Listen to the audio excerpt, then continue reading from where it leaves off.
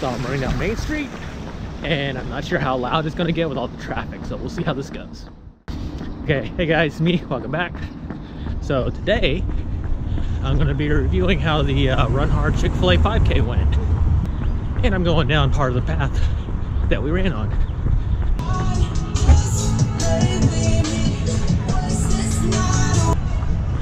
Okay, so the Run Hard is a series of events that takes place in Columbia and in Lexington. The Run Hard Columbia takes place in the spring, around the March time frame, excuse me. And the Lexington one happens in the fall. Don't remember which month that is, but it's March, so we're gonna be talking about the Columbia one. So the Run Hard Columbia consists of a marathon relay, a half marathon, and a 5K. If you see my previous video, you'll know I did the 5K. Wasn't ready for anything longer than that, really. And I gotta stop at the crosswalk.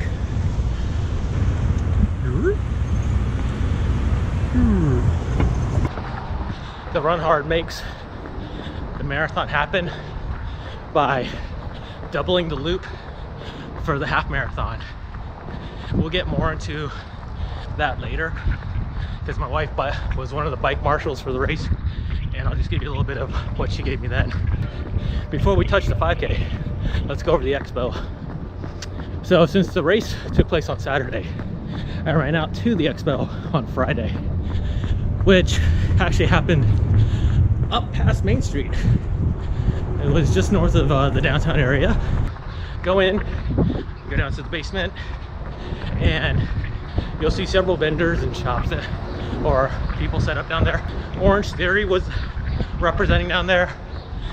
Fleet Feet was down there. A couple folks from Strictly Running were there helping Jesse Harmon, the guy who organizes the Run Hard. They were working together, making sure registration was taken care of, t-shirts and bags were handed out. There was one guy selling what looked like some kind of I don't know how else to describe it, but like a rowing machine. I didn't get to jump on it because I was trying to hurry home. Yeah, there were several people there, and the Governor's Cup race was representing there. Evening, y'all. Ideal. Yeah, do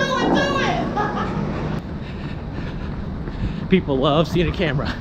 So like I said, the Governor's Cup was there to draw more participants because the Run Hard is one of the most popular races here in Columbia. The Governor's Cup is another one.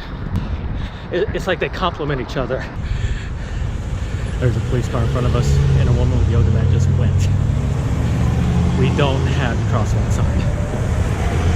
I get my goodie bag from the people behind the counter. They were quick to get my name, pull my number out.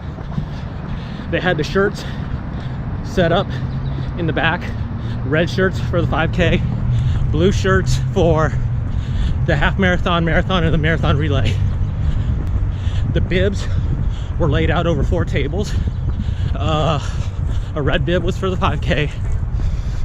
An orange, yellowish bib was for the half marathon. Hey, afternoon. Blue bib was for the marathon, and the green bibs for the marathon relay.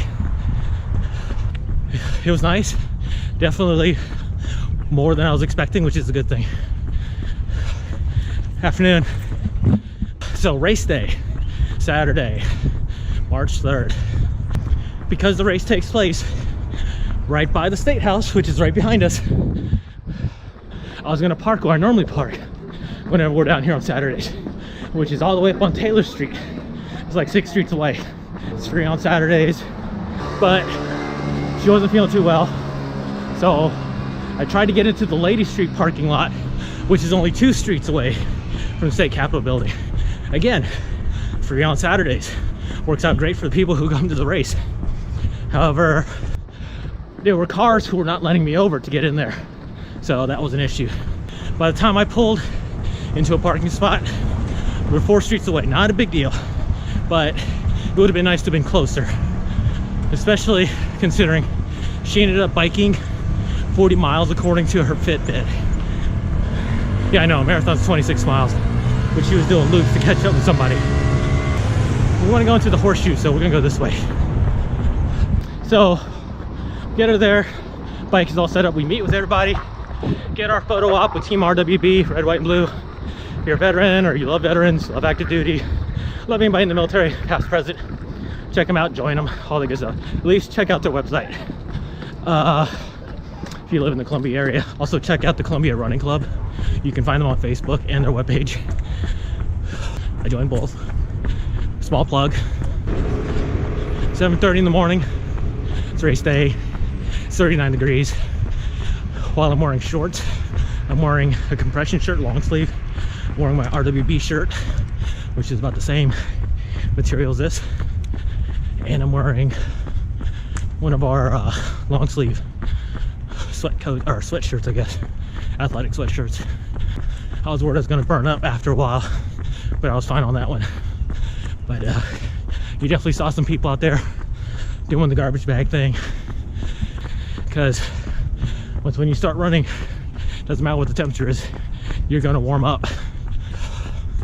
The 5K took place 30 minutes later, so I had a couple minutes to prepare my gear. Had my son carry my checkout bag, or check-in bag, because he was there. Made sure the GoPro was charged, or charged enough, obviously. Music was set on my right shoulder, and my Strava was set on my left shoulder. The horn beeps promptly at 8 o'clock for the 5K. We take off. I started my usual spot, far in the back, work my way up. I've always been a believer of go slow, but try to catch the person in front of you. The first mile was probably the fastest I ran in like 2 years, because my Strava said I ran a 7:30 for the first mile. It definitely helped that we started flat and just kept going downhill for that first mile. I had this abundance of energy, and I should have saved it for later, because the second mile, according to my Strava, was a 9-minute mile. And I'm like, really? I know there was an uphill, and oh yes, there was an uphill up there. Right about the spot where you hit, I always mess up this name, but Maxie Gregg Park, Civil War guy down here. Once when you hit the entrance to that park, that's when you start going uphill. And we just kept going uphill. I could see people, while I was slowing down, and I hate slowing down on uphills, I could see other people dropping back. I did have one or two pass me on that uphill, and good on them, because that hill was a pain. There was a water station right at mile 2. That was nice. The mile markers were clearly marked too, I gotta say that. So were the arrows pointing out the directions to go. So while the 5K route wasn't that complicated, there may have been a total of like 6 to 8 turns. It was really nice that we had these arrows pointing us which way to go. The last mile from 2 to 3 and the 0.1 really didn't feel that long. There was just something about once when you got on Taylor Street and you're passing by this gigantic artistic fire hydrant, and you start going down Main Street, you turn onto Main and you see these 3 Chick-fil-A cows dancing and trying to cheer you on. You're like, I'm not tired, I'm gonna keep going. It also helped that the Soda City market was setting up, and if you're in the Columbia area, definitely go check them out.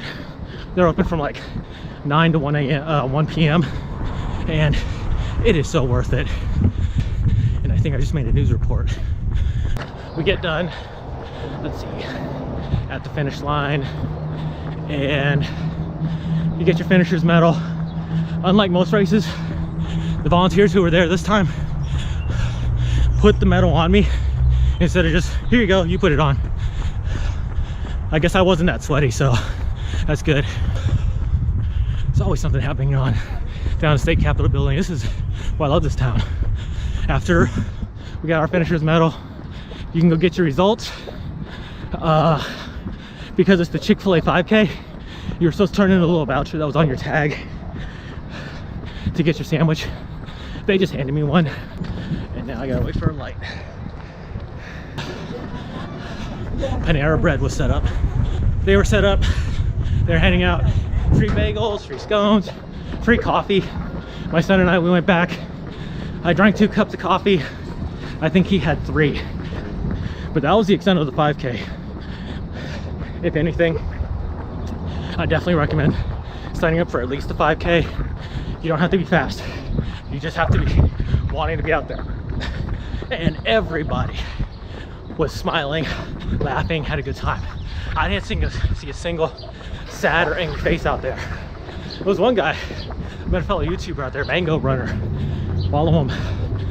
He qualified for the Boston Marathon by doing the marathon here. I just found out today he ran while sick, and when I was talking to him, he was all happy and cheerful. So like I said, everybody comes out. It's a good feeling to be out here.